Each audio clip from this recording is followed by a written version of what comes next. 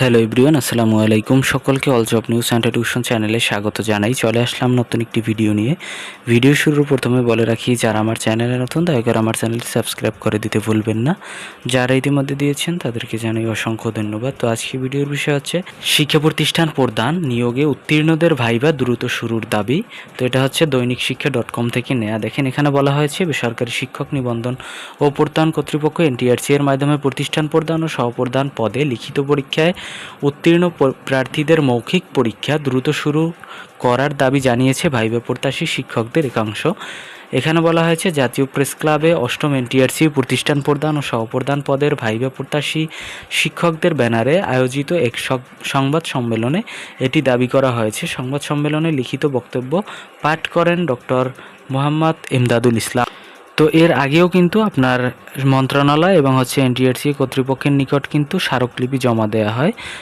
এবং এখানে আরও বলা হয়েছে, দেখেন, বর্তমান সরকারের গৃহীত বিভিন্ন পদক্ষেপের ফলে শিক্ষা ব্যবস্থায় যে পরিবর্তনের সূচনা হয়েছে তা সর্বমহলে ব্যাপক প্রশংসা অর্জন করেছে।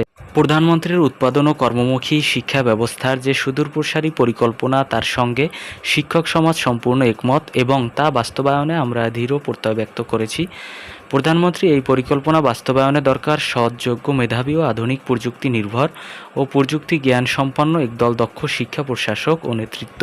এই লক্ষ্য বাস্তবায়নের জন্য শিক্ষা মন্ত্রণালয় দেশের সব এমপিওভুক্ত বেসরকারি শিক্ষা প্রতিষ্ঠান প্রধান ও সহপ্রধান নিয়োগ এনটিআরসি এর মাধ্যমে কেন্দ্রীয়ভাবে গ্রহণের সাহসী পদক্ষেপ গ্রহণ করে, যা সর্বমহলে ব্যাপক প্রশংসা অর্জন করেছে।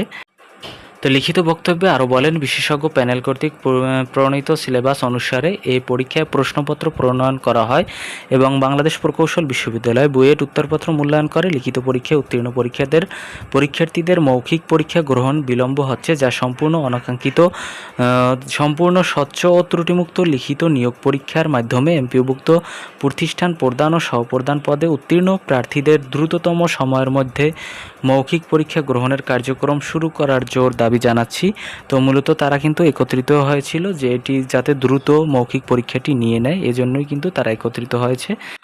তো এখন কথা হচ্ছে, আপনাদের ভাইভা পরীক্ষা নিতে এখন তারা এত সময় নিচ্ছে কেন? কারণ হচ্ছে, দেখেন, আপনারা ইতিমধ্যে জেনেছেন হয়তোবা যে এনটিআরসি এর কিন্তু নতুন চেয়ারম্যান, সে কিন্তু এখন পর্যন্ত যোগদান করেনি। আশা রাখছি যে সে কিন্তু 11 তারিখের ভিতরে যোগদান করার সম্ভাবনা রয়েছে। তো এরপরে হচ্ছে সে দায়িত্ব গ্রহণ করতে পারে।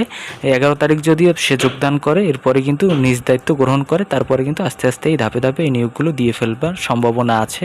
তো এই ছিল আজকের